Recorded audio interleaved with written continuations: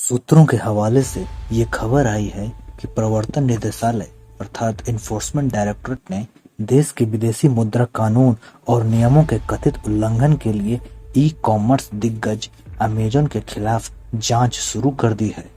केंद्रीय जांच एजेंसी द्वारा हाल ही में वाणिज्य मंत्रालय से संचार प्राप्त करने के बाद अमेजन और फ्लिपकार्ट जैसे ई-कॉमर्स खिलाड़ियों के खिलाफ आवश्यक कार्रवाई करने के लिए विदेशी मुद्रा प्रबंधन अधिनियम फेमा के विभिन्न वर्गों के तहत जांच चल रही है, जो कुछ बहु ब्रांड्स यानी एमएनसी से भी संबंधित है।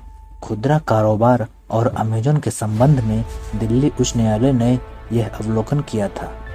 दिल्ली उच्च न्यायालय ने कहा था कि फ्यूचर रिटेल को नियंत्रित करने के लिए यूएस आधारित फर्म द्वारा किए गए प्रयासों को भारतीय कंपनी की असूचीबद्ध इकाई के साथ किए गए समझौतों को उल्लंघन के माध्यम से फेमा और एफडीआई नियमों का उल्लंघन माना जाएगा।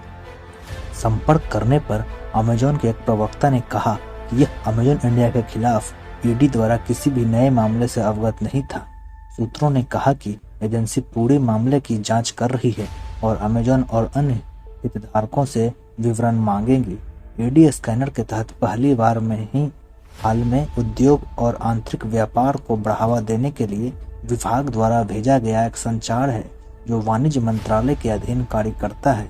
सीएआईटी के परिसंघ द्वारा किए गए प्रतिनिधित्व को आगे बढ़ाने हेतु आरोप लगाया कि फ्लिपकार्ट और अमेजन जैसे प्रमुख ई-कॉमर्स खिलाड़ियों ने फेमा और एफडीआई नियमों का उल्लंघन किया है। सीएआईटी ने आरोप लगाया था कि ये ई-कॉमर्स कंपनियां फेमा और एफडीआई नियमों का उल्लंघन करके अवैध निवेश और प्रथाओं को बढ़ावा दे रही हैं।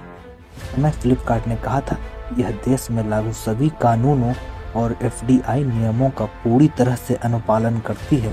ईडी द्वारा अमेजन को शामिल करने वाले दूसरे उदाहरण की जांच में दिल्ली उच्च न्यायालय ने यूएस ई-कॉमर्स फर्म पर 24,713 करोड़ रुपए के फ्यूचर ग्रुप रिलायंस सौदे पर आपत्ति जताई थी, जिस पर पिछले अगस्त में ही हस्ताक्षर किए गए थे।